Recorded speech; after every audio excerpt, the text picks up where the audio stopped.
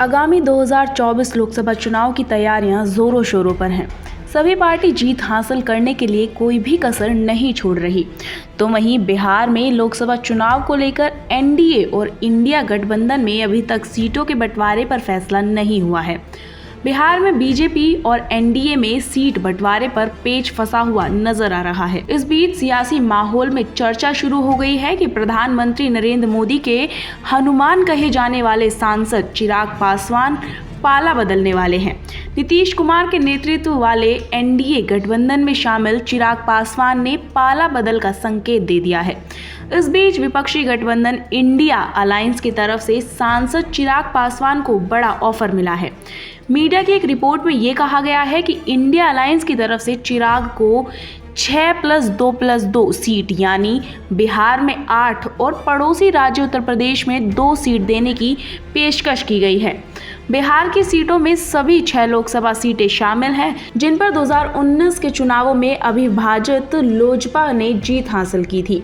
इसके अलावा राज्य में 2 और सीट देने की भी बात कही गई है। इस तरह उन्हें कुल 8 सीटें देने का प्रस्ताव रखा गया। हालांकि अभी तक इस बात की कोई आधिकारिक पुष्टि नहीं हुई है, लेकिन पार्टी के अंदर इसे लेकर मंथन जारी है। इंडिया गठबंधन की तरफ से मिला ऑफर चिराग पासवान के लिए बहुत ही फायदेमंद साबित हो सकता है, क्योंकि एनडीए की तरफ से उन्हें सिर्फ वही 6 सीटें दी जा रही हैं जिन पर 2019 में लोजपा ने जीत हासिल की थी, जिनमें से 5 सीटें चिराग के चाचा पशुपति कुमार पारस के धड़े वाली राष्ट्रीय लोक जनशक्ति पार्टी के कब्जे में है। जिसके बाद एनडीए की तरफ से चिराग को सिर्फ जमुई की 1 सीट ही मिल रही है, जबकि चिराग पिता रामविलास पासवान की पारंपरिक सीट हाजीरपुर समेत 6 सीटों पर अपना दावा ठोक रहे हैं। बता दें कि रामविलास पासवान के निधन के बाद 2021 में उनकी पार्टी विभाजित हो गई थी। चिराग के चाचा पशुपति कुमार पारस ने 5 सांसदों के साथ विद्रोह करके पार्टी पर अपना कब्जा कर लिया था, जिसके बाद चिराग और उनके चाचा के बीच 36 का आंकड़ा हो गया।